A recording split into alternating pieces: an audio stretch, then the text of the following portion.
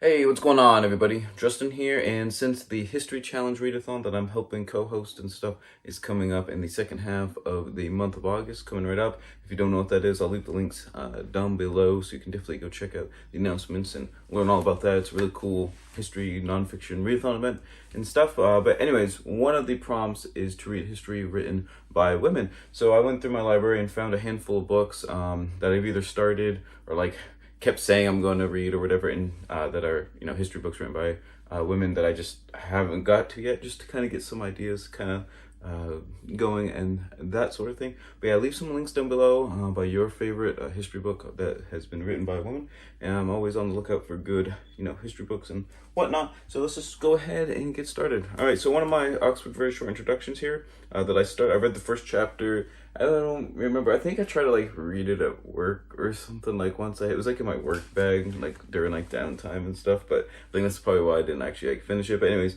Jennifer Roberts here has written Herodotus, a very short introduction. Don't know who Herodotus is. He's in the Western tradition. He's the guy that wrote the histories the first, where we even get the word history from inquiry and from the Greek from and stuff. But kind of tells the tale of.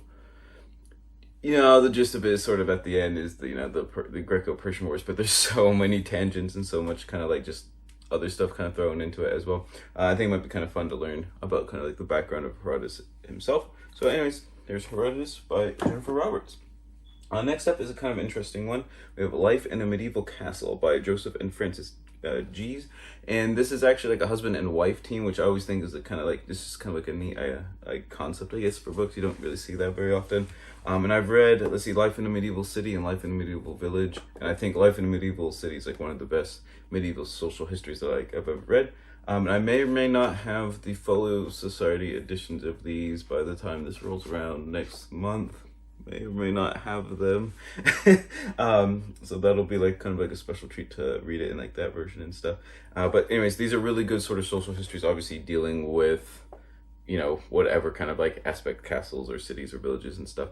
Just kind of daily life, how you actually went about your day, what you did, if you had any problems, how you actually went about solving them. So I think these are just really well done and really well researched and things like that. And their kind of claim to fame is they had a new reprint in the past several years and stuff, because George R. R. Martin was yeah, I used these books for research on Game of Thrones and stuff. And then all of a sudden, people are oh wow, we gotta read these and stuff. I think they're from the 80s, I want to say, originally. If I could just turn one page at a time. Oh no, this one's 79. So yeah, 70s and 80s. Alright, so next up we have Nancy Goldstone's Four Queens, the Provençal sisters who ruled Europe. And this is all about, I think I read the first chapter, and this is all about the four sisters. I can't remember all their names. There's Marguerite and Eleanor, I know. But there's also the one from Sicily, and then I think the one that stayed in the Holy Roman Empire. But anyways, this one generation of sisters pretty much held the power behind all four of these dominant powers, because even though Sicily's kind of small, Norman Sicily was actually one of the top players kind of in the high Middle Ages and stuff. So when you have, like I said, England, France, Sicily, and the Holy Roman Empire, and they're all related, they're all just sisters kind of related to each other. So I think it's kind of going to be interesting just to see how they're able to kind of pull a lot of strings and kind of move pieces on the European chessboard and stuff, kind of behind the scenes and things. So I think that's going to be kind of a cool look at the high Middle Ages with this one. And then next up is a monster that I'm kind of nervous to read, and it's The Bully Pulpit, Theodore Roosevelt, William Howard Taft, and the Golden Age of Journalism by Doris Goodwin. She's a pretty prolific, pretty famous presidential American history author. Won the Pulitzer Prize here. I think she won another, or was a runner-up in another one, and stuff. And I've read actually several books about Theodore Roosevelt. He's one of the only modern-ish figures of history that I read about, because I said, in other videos, once we get to 1600s, I kind of just really trail off on my history reading and stuff. But he, like I said, he's one of the only modernish ones that I really enjoy actually reading about and learning about and stuff. And I'm not even 100% sure what this book is all about, but I was like, it's really highly regarded. It's on Theodore Roosevelt and it won the Pulitzer Prize. I probably should like pick it up at some point. But if it's from just like the subtitle and stuff, I think it's going to be basically about how Taft and Roosevelt kind of like led the sort of like progressive era during the turn of the century and the beginning of like 19. I can't remember if it was 1900, 1901 when he actually was like became president and stuff, when McKinley was assassinated and stuff. But anyways, that like 12 years there, 10 years there. Where like union busting was kind of going on and creating a bunch of different like government agencies, and a lot of like state parks were created and stuff. It's definitely like completely opposite of like the GOP today. So I think it's kind of interesting. Like I said, I really like Theodore Roosevelt, and that's why I picked that one up. And then let's see, this one about to be picked up.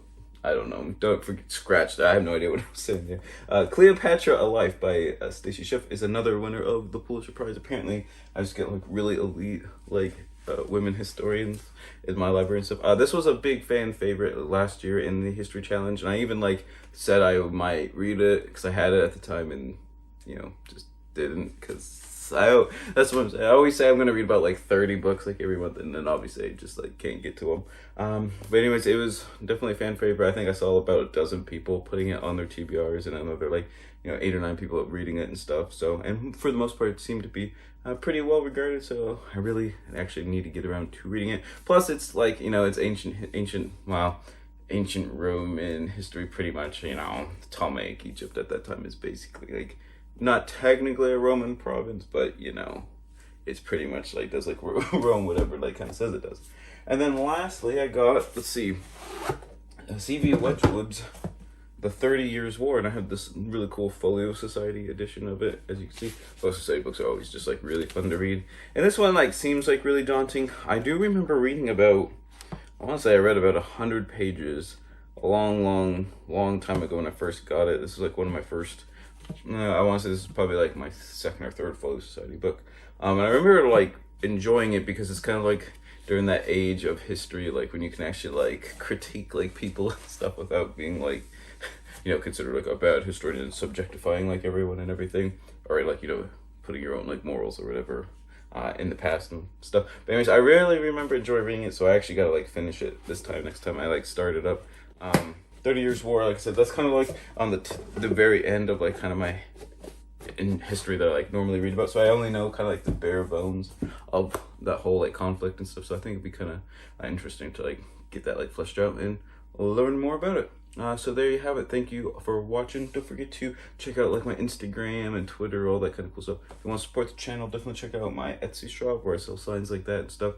Just like liking items and favoring your shop, everything like that. Definitely, it's a good way to help the channel out, so I don't have to worry about other stuff pretty much. But yeah, leave a comment. I don't always say leave a link down below. Leave a comment down below if you're participating in the History Challenge event next month in August, or just what your favorite woman authored history books are. Be glad to check and hear all about those. And always remember, whatever you're reading, whether it's written by a woman or not, read victoriously.